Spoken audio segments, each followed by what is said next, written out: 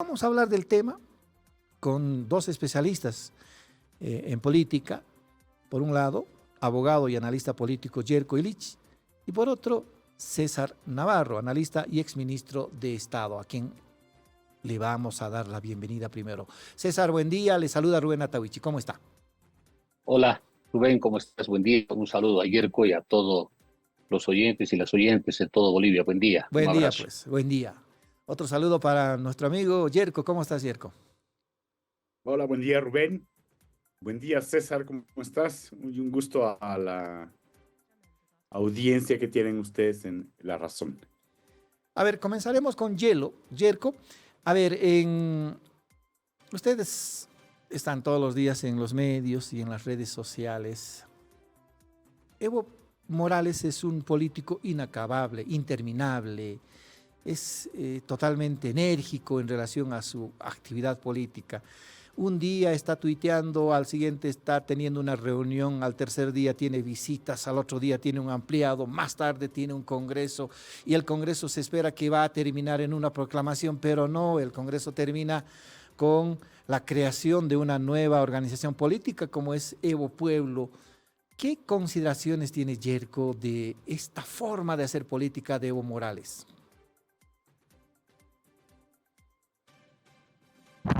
A ver, en muy sencillo, Rubén, esto es una fórmula de mantener activa a una masa de militancia que ya no es tanto militancia, sino es más bien es una república de culto.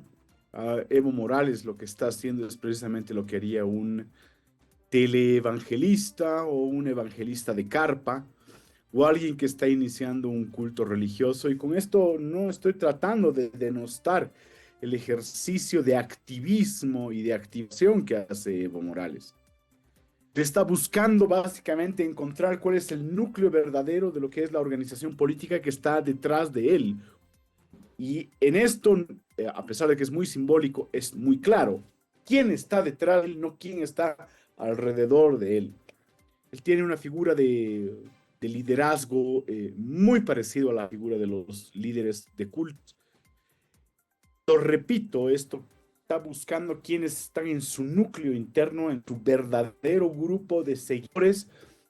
Es porque además necesita a partir de eso, y esto es lo que hemos visto en los últimos meses, después de esta separación de lo que fue una suerte de alianza muy frustrante con el presidente Arce. Él lo que está buscando es el grupo desde el cual él va a volver a generar una explosión política. Y ese grupo es lo más radical posible, porque solamente Evo Morales tiene trayectoria política hacia el futuro si es que hay una radicalidad desde el cual el poder proyectarse ya no básicamente a lo que fue antes de que fuera presidente, sino a una alternativa superior a lo que se planteaba el 2005.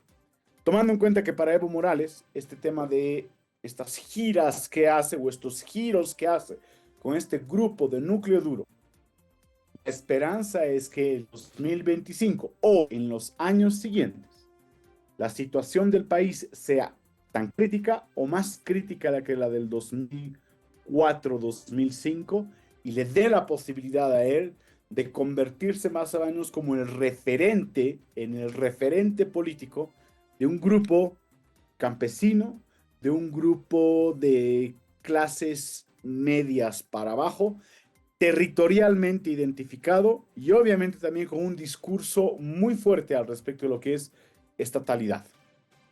A ver, vamos a trasladar la misma pregunta a nuestro amigo César Navarro. ¿Qué criterio tiene de este activismo político tan latente de Evo Morales que nos sorprende día a día con una decisión y otra decisión? Y ayer nos ha sorprendido, obviamente, esto ha sugerido la Comisión Orgánica del Instrumento Político de los Pueblos, como se llama, la organización que agrupa a los movimientos populares y sociales en torno a Evo Morales? Rubén, hasta el 90 había un orden estatal, político, económico, social, cultural establecido, y este orden establecido se constituía en la racionalidad política. Entonces, todos los hombres y mujeres que ingresaban al escenario político tenían que estar subordinados a este orden establecido, porque obviamente esa era la racionalidad que sobrevivía como la única razón estatal, como la única razón indefinida en el tiempo. Evo Morales, conjuntamente Felipe Quispe, tuvieron la cualidad de ser uno de los pocos líderes que tenían y que tienen en la identidad indígena y en su condición de ser indígenas rebeldes contra el sistema establecido colonial, contra el capitalismo y además ser irreverentes contra el imperialismo, ser hombres que tuvieron la capacidad de enfrentarse al poder establecido y no ser pongos o cipayos del poder establecido, es decir, no fueron otro Víctor Hugo Cárdenas, es decir, fueron líderes diametralmente diferentes.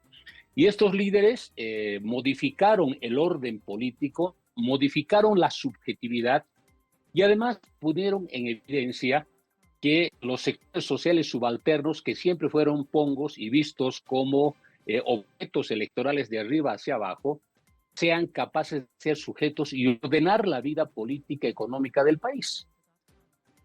Ese hecho no lo va a perdonar absolutamente ningún sector de la clase dominante, ni las élites políticas y económicas. Hoy todos los candidatos, Jorge Quiroga, Manfred Reyes Villa, Samuel Doria Medina, Carlos Mesa, etcétera, todos ellos eran parte de la élite política el 90 y el 2000 en nuestro país. Y fueron desplazados por un movimiento de campesinos que históricamente fueron reprimidos, asesinados, vejados, expulsados, escupidos y tratados como delincuentes. Entonces fueron estos hombres y mujeres que tuvieron la capacidad, organizados sindicalmente, porque el núcleo de donde emerge el instrumento político es la organización sindical, ¿no? Por eso que lo que vimos, por ejemplo, el día sábado en Villa Tunari es un estadio lleno donde expresas lo nacional popular o lo plurinacional popular. Y cuando ves a autoridades como Jorge Quiroga, etcétera, están en un hotel de 5 estrellas con corbatita, camisita blanca, con sus cafés y Coca-Colas. Eso te demuestra la diferencia sustantiva y el sentido de la política en nuestro país. Pero además, yo creo que es importante manifestar que la historia política de nuestro país, desde la fundación de la República y antes de la fundación de la República, está escrita en la conquista de derechos asociada a la multitud como sujeto colectivo identitario. No se puede entender la historia política del país independientemente de la multitud, y básicamente lo que han hecho las clases dominantes es apropiarse de estos escenarios que nosotros o los sectores populares han logrado construir a lo largo de su historia política del país. Lo que tuvimos el día sábado básicamente es una manifestación de una multitud que tiene en la identidad política, en la identidad cultural, en la identidad territorial, su forma de manifestación política democrática. Es decir, es una cosa sui generis, porque yo te digo, a Evo le pueden poner 1000 adjetivos, le pueden poner 1000 descalificaciones, pero ninguno puede entender lo que representa Evo con su liderazgo, lo que representa Evo como presente y lo que representa Evo como perspectiva. Porque yo creo personalmente, Rubén, que los líderes políticos tienen la capacidad de trascender su tiempo presente. Y Evo ha trascendido su tiempo presente. En cambio, las otras autoridades, para que existan, necesitan medios de comunicación, necesitan publicidad, necesitan plataformas, necesitan diferentes temas que endilguen su vida. En cambio, Evo es uno de los pocos líderes que está vigente a nivel continental y mundial, pero además, a pesar de ser yo diría el único líder político a nivel nacional que concentra la información y los medios de comunicación, y el 80% es para descalificarlo y tiene un alto nivel de vigencia. Es decir, los liderazgos, si no generan pasión, no son liderazgos. son simplemente imágenes electorales, y creo que estamos ante un liderazgo que ha trascendido su tiempo histórico, pero un liderazgo que tiene características anticoloniales muy importantes, que ha reescrito la historia y que tiene una perspectiva de largo plazo. Muy bien. Yerko, ¿considera que pudiera ser este escenario, el que vimos el fin de semana en Villa Tunari, un acto de reinvención, un acto de irreverencia? Porque también hay que decir a la audiencia que está pendiente de la habilitación final de Evo Morales como candidato para las elecciones de agosto. Si bien, digamos, el tribunal ha expresado una posición en sentido de que por 2 periodos consecutivos, o sea, después de 2 periodos consecutivos, las autoridades electas no tienen opción a otra reelección, está en manos del Tribunal Supremo Electoral la decisión final. ¿Qué lectura tiene de esto, Yerko? Vamos desde atrás para adelante. Primero, es cierto, es el órgano electoral el que a través de su función jurisdiccional, es decir, cuando los vocales se convierten en jueces electorales, van a poder decidir al respecto de lo que es la viabilidad de la candidatura de Evo Morales. Primero, hay que destacar que con el Frente para la Victoria tendría que ser complicado, debido a que tanto Frente para la Victoria como Pambol no han cumplido con los umbrales mínimos, y eso está absolutamente en revisión. Han aceptado esa demanda de lo que tú estabas hablando. Es posible que en los siguientes días se presente también una acción de cumplimiento desde los bloques de diputados hacia el órgano electoral, porque la ley y el mandato de la 1096, que es la ley de organizaciones políticas, es bastante claro. El que no cumple con el umbral electoral pierde la personalidad jurídica. 2, lo que estamos viendo más o menos con esta, como decimos, este continuum de gente moviéndose alrededor de Evo, lo voy a volver a repetir. Estamos viendo básicamente lo que es la construcción del núcleo central de lo que es un culto en torno a la personalidad y al personaje Evo Morales. Cuando tú preguntas quién es el que está en medios, es el personaje. ¿Quién es el que organiza? La personalidad. ¿Qué es lo que atrae? El culto, básicamente, a este concepto de lo que es Evo Morales. Es una comunidad de intensa ideología en torno a lo que es la figura de la persona de Evo Morales. Y ese es un error que nuevamente vuelve a cometer, porque no tiene ninguna posibilidad de construir una jerarquía o por lo menos una organización horizontal, sino es una organización jerárquica vertical, donde se repite nuevamente, porque hay que ver el contenido de lo que se ha visto en estos días. Se repite la idea de que el liderazgo es central y único. Se repite la idea de que el liderazgo no solamente es central, único, sino que además es irreemplazable. Y se repite la idea, y esto es muy importante, de que a ese liderazgo vive en asedio. Por lo tanto, la organización se convierte en una suerte de mecanismo de defensa en torno a ese personaje y a esa personalidad. No perdamos de vista que ese horizonte, o sea, que esa forma de hacer política tiene un horizonte de rivalidad con lo que es Estado de Derecho, así como lo entendamos, como querramos entenderlo. Un Estado de Derecho que durante los últimos, desde el torno a la democracia, ha tratado de convertir básicamente en un mecanismo institucional, más allá de si nos guste o no nos guste. Pero la idea de Evo Morales ha sido siempre derribar esa institucionalidad, ir en contra de lo que es la estatalidad de derecho, o por lo menos el sistema jurídico nacional. Fíjate que de ahí, de verse como un outsider, de verse como un perseguido, es que conecta básicamente con esta comunidad ideológica intensa. Nuevamente, muy parecida a un culto. Y esto para ir cerrando. En el horizonte de Evo Morales, en el horizonte de esta organización, en el horizonte de Evo Pueblo, puede estar claro lo que es una alianza política con cualquier otra fuerza política que esté interesada en sumarla básicamente hacia lo que son las elecciones del 2025, solo que en los últimos días se ha hecho muy difícil porque no hay posibilidad de contabilizar cuánto mide Evo Morales. Hay una suerte más o menos de consenso, hay un concilium encuestativo en el que han decidido ya no medir a Evo Morales. Por lo tanto, si ya no viene Evo Morales, no sabemos cuánta atracción electoral en el resto del país tiene, más allá de lo que es ese núcleo duro territorial, que a la larga puede devenir además en un sistema de política altamente violenta de resistencia. A ver, ¿qué cree César? ¿Es una reinvención? ¿Está porfiando contra el estatus estatal y las normas institucionales Evo Morales, considerando que todavía está pendiente la resolución de su habilitación final? Bueno, lo que dice Yerko me recuerda a las palabras que escuchaba siempre desde el 90, ¿no? Es el sindicalista, es el cocalero, ¿no? Este sindicato de cocaleros, ¿no?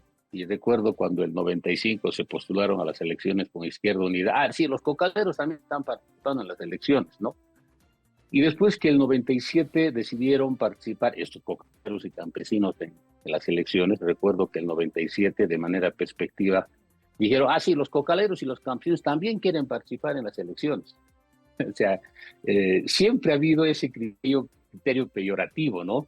Porque hay un razonamiento del monopolio de la representación como un derecho adquirido y absoluto vinculado al Estado.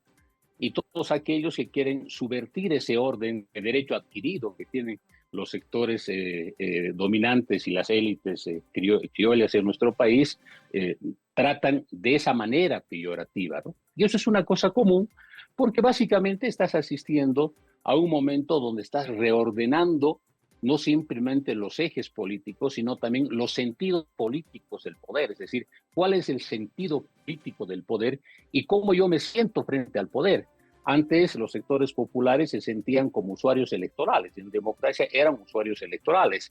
Antes de que el sector popular consiga la democracia, los sectores populares eran los pongos, es decir, eran básicamente los peones de las élites dominantes que eran los propietarios de la democracia. Es una cosa natural y normal, ¿no? Y hoy cuando se dice este grupo reducido territorialmente, ya, ¿qué te puedo decir? Yo creo que están en todo su derecho de seguir teniendo ese tipo de elementos porque nunca lograron reconocer, absolutamente nunca lograron reconocer que los sectores populares fueron los únicos en la historia política del país que fueron mayoría democrática. No hubo un solo partido político de la derecha, uno, que haya sido mayoría democrática. Todos eran minorías electorales y en esa condición de minorías electorales se unían estas minorías electorales para ser propietarios del Estado.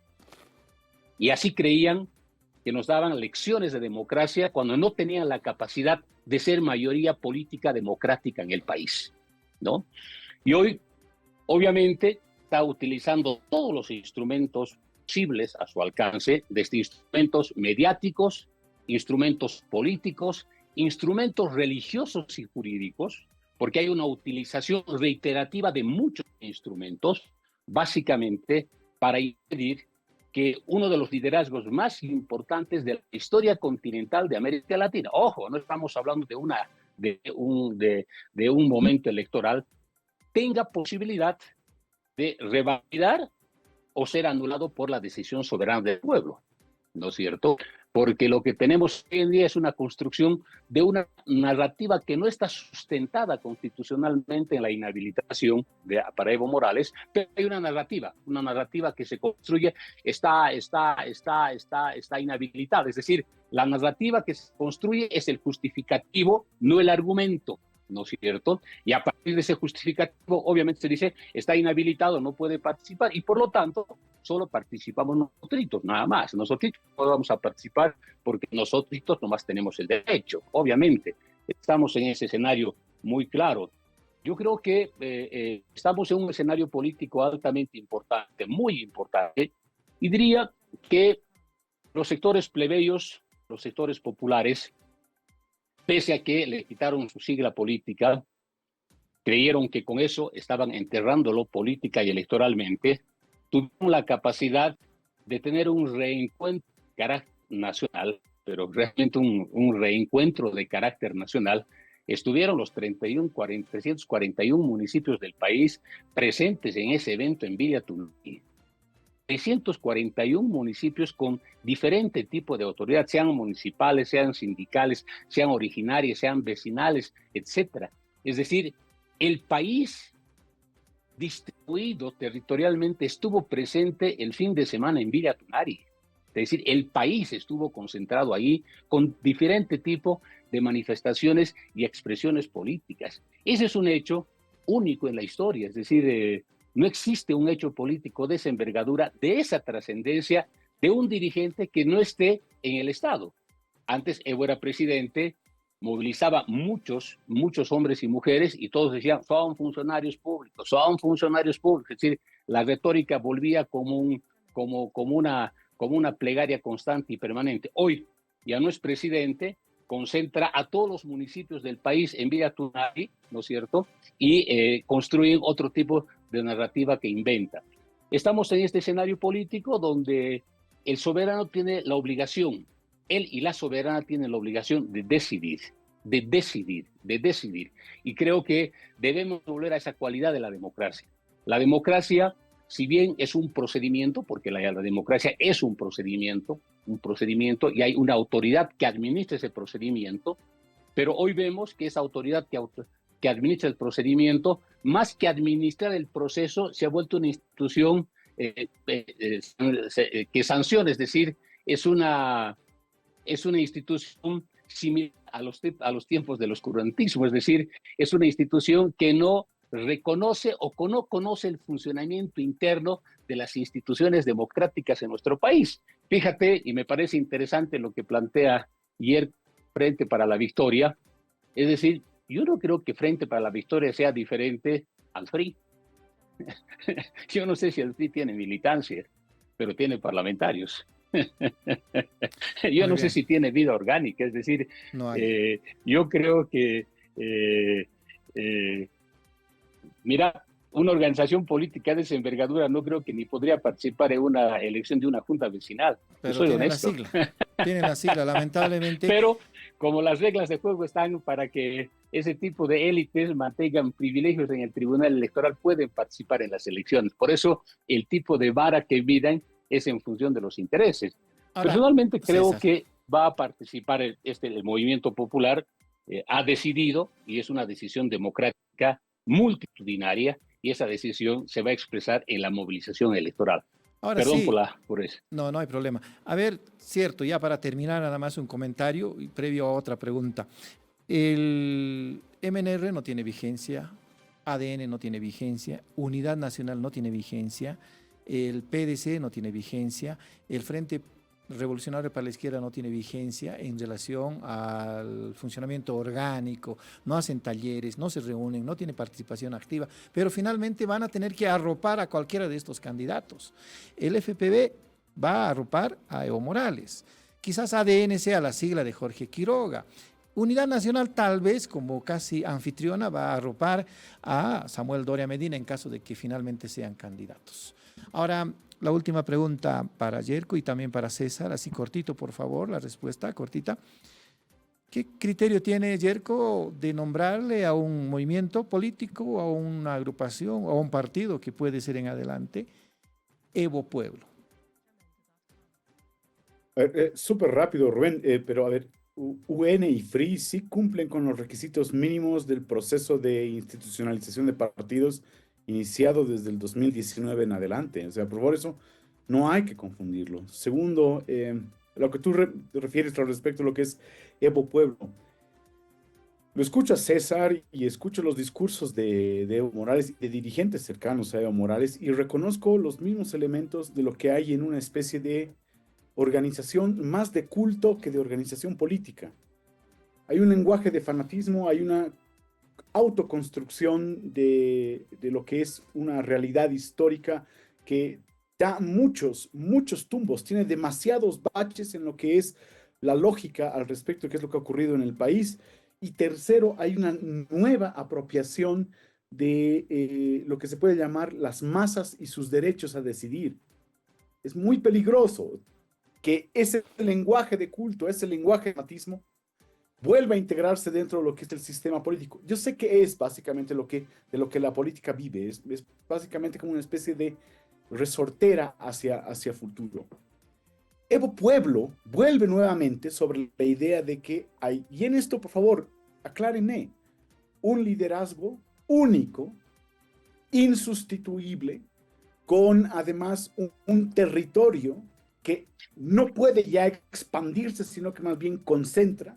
No importa si están 300 o si están 200 municipios o si hay una representación de la burocracia estatal, todo está concentrado en un territorio que se ha convertido básicamente como un refugio.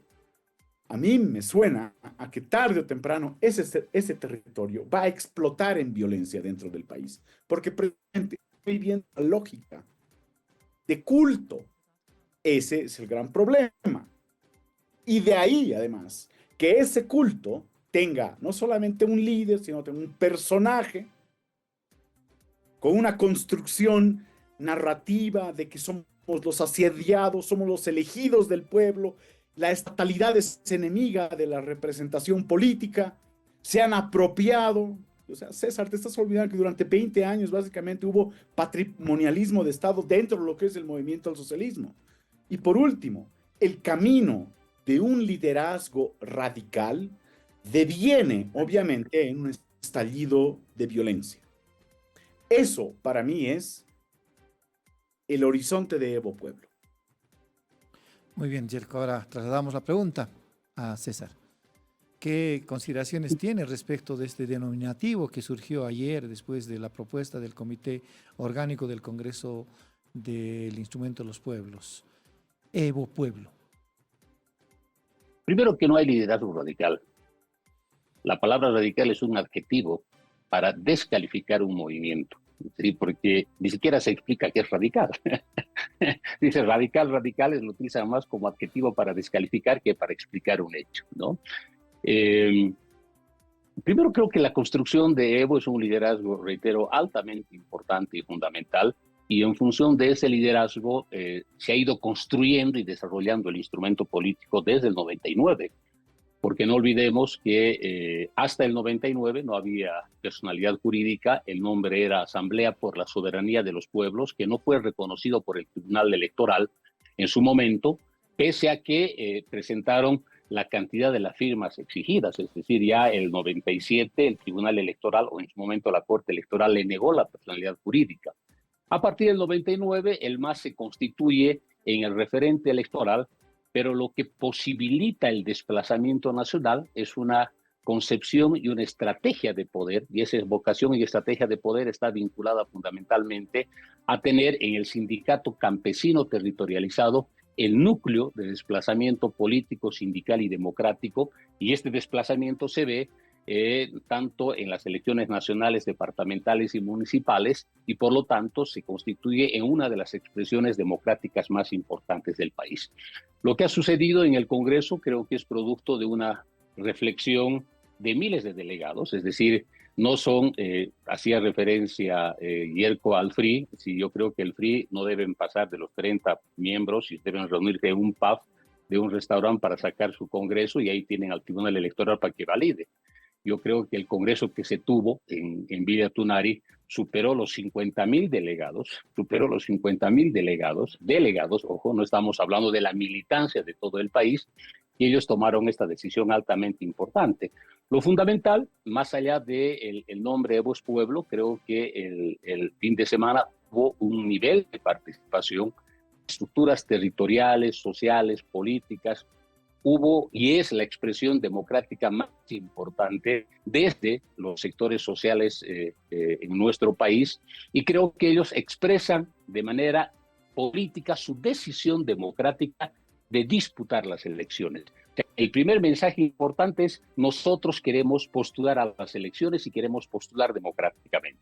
Ahora, esta decisión de tomar este camino básicamente es descalificado desde todo índole, pero lo fundamental es que los sectores populares han tomado la decisión democrática de postular las elecciones, y para ellos el referente identitario, núcleo organizativo, está definido en ese nombre, Evo es Pueblo. Entonces, creo que estamos en un escenario donde el primer elemento altamente fundamental que tiene que valorar la sociedad en su conjunto, y me refiero también a los políticos de oposición, es que esta es la primera gran expresión democrática como expresión social participativa de la sociedad boliviana para participar en las elecciones. Es decir, la decisión de postular no es sentarse en un pub, en una mesa o hacer una conferencia de prensa en la Plaza Murillo, no.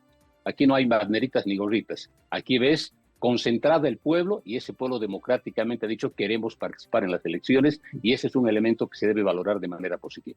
Muy bien, se nos acortó el tiempo, así que le vamos a agradecer a Yerko Illich, como también a César Navarro por este, si no intenso debate, interesante debate aquí en La Razón Radio. Gracias, Yerko. Agradecemos a Yerko, también a César Navarro. Hasta pronto, César. Un abrazo a Yerko, a ti, Rubén, y a todo Bolivia. Buen día, un abrazo. Chao, chao.